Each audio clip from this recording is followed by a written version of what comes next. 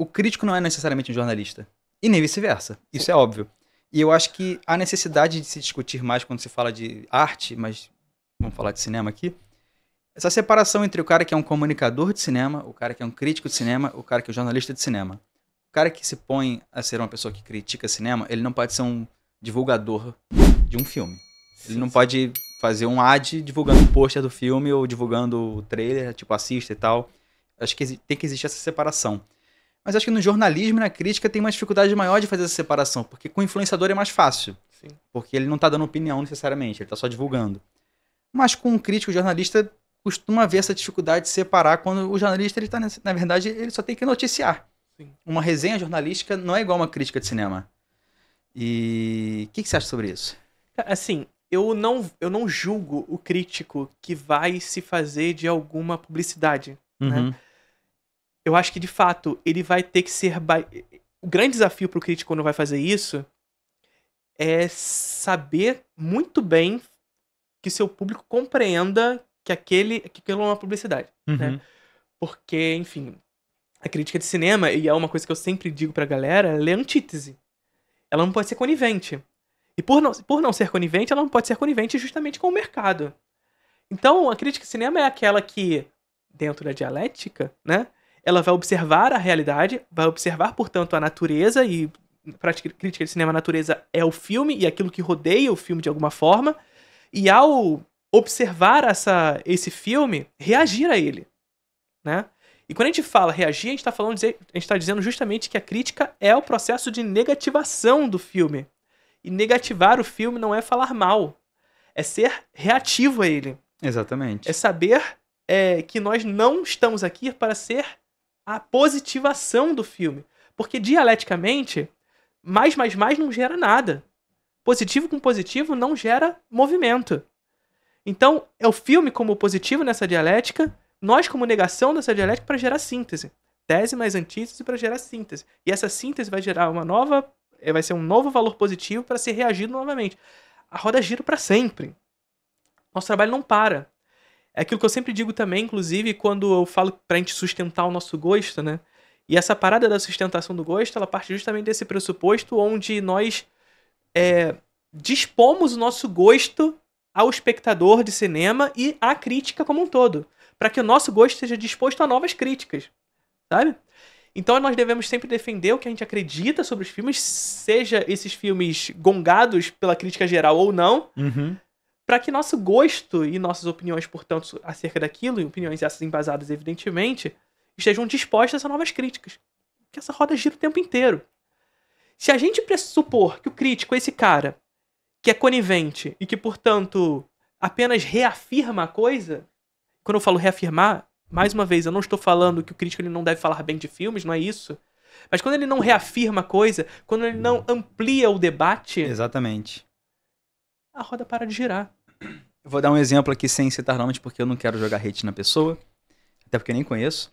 Mas, por exemplo, eu vi uma crítica num portal muito grande sobre uma obra falando: obra X torna o artista inquestionável.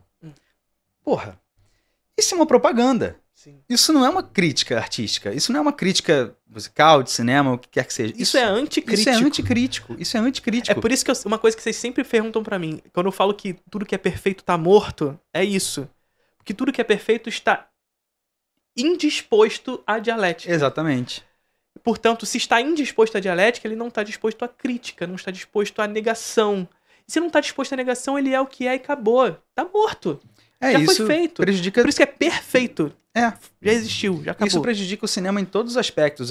Tipo, os próprios cineastas têm que estar abertos a receber essas críticas negativas, porque muitas vezes as pessoas vão estar certas, sabe? Sim, por mais que eu ache a Pauline Kael uma crítica horrorosa, que bom que ela falava mal do Orson Welles, sabe? Sim, isso. Que bom que ela falou mal de Lawrence da Arábia. Sim, é isso. É importante que haja esse debate dialético de fato. Que haja, mesmo nos filmes consagrados na história do cinema, aqueles que vão negá-los. Exatamente. Sabe?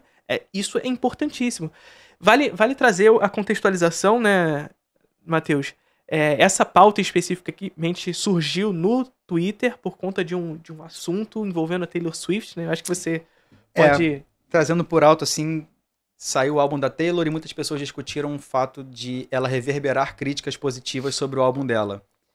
E, pô, a Taylor Swift é a artista mais famosa do mundo hoje. Então, obviamente, se ela vai divulgar a crítica, muita gente vai conhecer aquele crítico e ele vai ganhar muitos seguidores, vai se tornar relevante, etc, vai ser mais reconhecido. E as pessoas têm medo disso criar uma pressão para as pessoas não falarem mal dela. Porque, pô, você vai falar mal, vai chegar uma enxurrada de fã te metendo pau. Você vai falar bem, a artista pode te divulgar. Então, tipo, isso prostitui muito o ofício, sabe? É muito difícil a pessoa manter uma ética no ofício quando ela tá sujeita a, tipo, ser execrada ou ser, tipo, ter um salto na carreira imenso. Mas eu acho que mais uma vez a gente vai recair no mesmo problema de sempre. Capitalismo.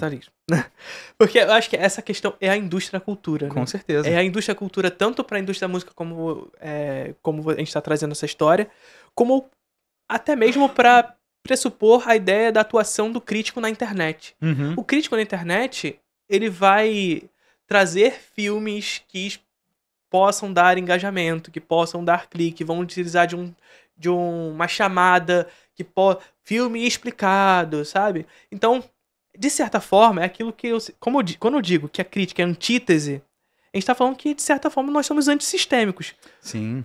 Justamente porque o nosso trabalho não interessa ao capitalismo. Não interessa. Ao contrário, o capitalismo nos torna agentes divulgadores. Então a gente deixa de ser o crítico para ser a crítica. A gente deixa de ser o crítico para ser uma porcentagem de tomate. A gente deixa de ser crítico para ser uma porcentagem no Metacritic, para ser uma estrela, para ser um número de estrelas. A gente deixa de ser crítico, por exemplo, rolou recentemente com Mulher Maravilha em 1984, né? Aquele famigerado pôster, 4 estrelas, bom, Omelete. Sabe? Primeiro, o Omelete falou, não foi o crítico, foi o Omelete. Foi o Omelete que falou. E segundo, o Omelete disse só bom. Evidentemente que tem um texto. Evidentemente que alguém escreveu aquele texto. Tem uma opinião sobre o filme, um crítico. Mas não. O que importa é o site que escreveu e se é bom ou ruim. Isso acontece o tempo todo. Eu lembro do La La Land, tipo... Qualquer filme, na verdade. Tá lá, tipo... Passou em muito festival. Aí os críticos dos diversos portais viram no festival. Aí tá lá um monte de estrela. Aí, tipo, Variety. New York Times, Variety, IndieWire. Tipo, foda-se, tá dizendo nada pra mim. Eu não ligo pra opinião do IndieWire. Eu ligo pra opinião... Não ligo pra opinião, né? Mas, tipo, eu ligaria pra opinião do David Ehrlich do IndieWire. Que ele é horroroso, mas enfim. Mas ligaria pra opinião dele. Matheus é o malvado favorito do nosso canal aqui. Eu detesto os críticos americanos. Gente, é muito difícil, muito difícil. Percebemos. Mas eu também não gosto. Então, tamo junto nessa. Mas assim, puxando de volta pra questão da Taylor, é perceber justamente como a indústria cultural funciona dessa forma mesmo, né, Matheus? Sim. Tanto para a perspectiva do crítico, que precisa de números, e como precisa de números, ele vai moldar, mesmo que ele não tenha o patrão, né? Ele vai moldar a sua atuação para poder se adequar à lógica de ter mais views, porque com mais views ele ganha mais dinheiro.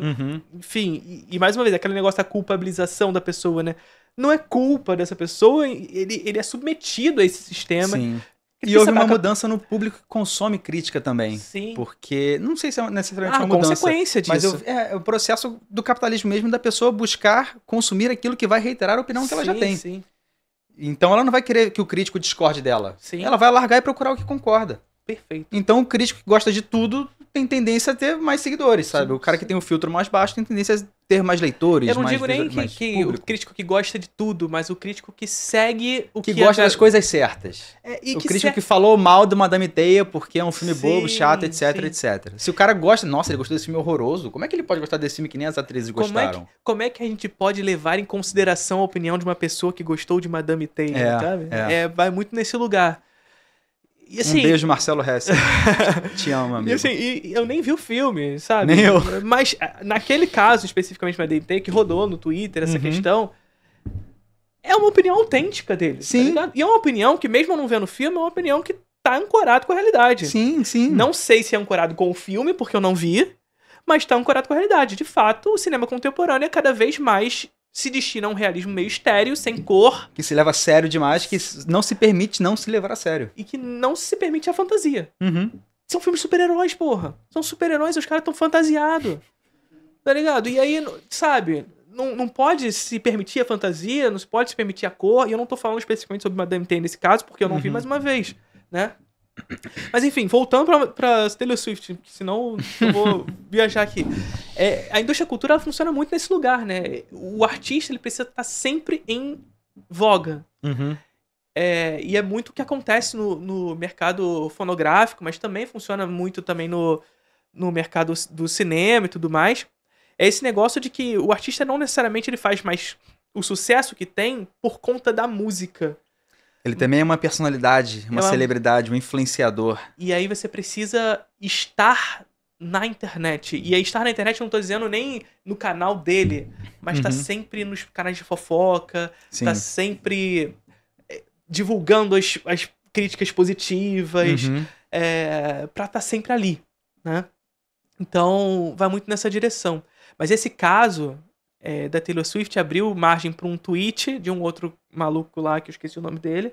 Maluco lá é jeito de falar de carioca, tá? Pelo amor de Deus. Aquele brother lá. Que falou justamente... É o fim da crítica? Sim. O tweet dele era perguntando isso. Partiu muito desse lugar. E desse tweet surgiu um monte de coisas, assim, absurdas, de críticos, colegas nossos, que, assim... Que isso, gente? Teve a Raíssa, um beijo pra Raíssa, crítica muito boa, que ela falou que ela fez uma crítica negativa de um filme brasileiro e o ator falou que ela fez mal para o psicológico dele. Gente. E ele falou pra empresa onde ela trabalhava que ela não poderia mais escrever pra lá. E até eu tenho um caso que eu não vou falar muito, porque, enfim, pra não expor pessoas, mas eu falei mal de uma obra de um artista brasileiro. E ele conseguiu meu telefone, me ligou e ficou meia hora me explicando pra dizer por que eu estava errado de achar a obra dele ruim. Eu, entendi, cara, entendi. Ele, não, mas você não entendeu o conceito, blá, blá, blá. Gente, deixa o cara não gostar da parada, porra. Sim, caralho. E é importante que haja essa pessoa falando do seu filme. Exatamente, exatamente. É importante que o seu filme é não bom seja pra ele só crescer positivo. como artista, porque ele só quer tapinha nas costas e vai fazer a mesma coisa pra sempre, porra. E esse filme que só recebe positivação o tempo inteiro é esquecido. Não é lembrado. Se o Taika Waititi tivesse apanhado o suficiente da crítica por causa do Jojo Rabbit, ele provavelmente teria feito um filme bom depois disso, sabe? Talvez. Eu não sei. Porque é difícil, né? É difícil. Dali é difícil. De onde você não espera que não vem nada mesmo. Pode ser que surja? Pode, mas eu acho que é difícil. Enfim, mas são histórias que eu li ali, que gente, meu Deus, como é que... Sabe, não pressupor que a crítica ela tem esse ofício de fato para que o debate possa se ampliar. E eu acho que isso também é culpa da crítica, de se colocar nesse lugar de não dizer onde é o limite entre o trabalho dela e o trabalho de outras pessoas de outros ofícios, sabe? Mas qual é a grande questão? Eu acho que a crítica tem esse lugar de ter que delimitar o seu lugar, né? Só que, mais uma vez, né, Matheus, a gente é antissistêmico. Quando eu digo isso, assim, é porque a gente não tá atuando... Porque quando a gente está junto com o mercado, a gente deixa de ser, de certa forma. A gente vai virar o guia de consumo, né? E aí, enfim, até onde a gente pode medir a culpa da crítica se a gente é tão pequeno nesse lugar? Não, eu acho que a culpa da crítica é interna. É de permitir que mais pessoas não saibam fazer essa divisão, porque isso na crítica não foi suficientemente discutido, sabe? Sim. Eu acho que isso faz muita falta. Eu acho que a crítica hoje, pelo menos os críticos que a gente tem contato e tal, em geral, não todos, têm uma dificuldade muito grande de reconhecer os próprios erros da crítica. Eu não falo de achar um filme bom ou ruim, mas de identificar, tipo, por que o nosso ofício está em crise? O que podemos fazer quanto a isso? E não simplesmente vamos todo mundo fazer propaganda de filme. Sim. E também não negar novos formatos e tudo mais. Com certeza, né? com Isso certeza. Muito importante. É a mesma história do Elias Jabbour indo no podcast do Monark. Sim. Gente, se ele não for, só vai ter incel e maluco que acredita que a Terra é plana lá, pô. Tem que ter alguém pra fazer um contraponto. Do Monark eu acho que eu não iria, não. Eu não iria, mas o Elias Jabbour ter ido eu achei muito legal. Sim. Mas eu acho que é forte demais pra mim. Cara, eu vou dar até outro exemplo muito bom. Também não vou falar quem é a pessoa, mas um crítico do YouTube, não é pessoa muito famosa também, que ele tava fazendo uma crítica em vídeo sobre um filme da Sony. E aí tinha um pôster gigantesco do filme atrás. E alguém perguntou nos comentários, pô, que legal esse pôster, onde você conseguiu ele? Não é meu, eu estava no escritório da Sony. Como é que você vai fazer uma crítica de um filme? Dentro do escritório do estúdio, porra. É óbvio que ele falou bem pra caralho do filme. Pô, tipo, mesmo que ele tenha gostado, ele perde a credibilidade, gente. Sim. Perde a credibilidade.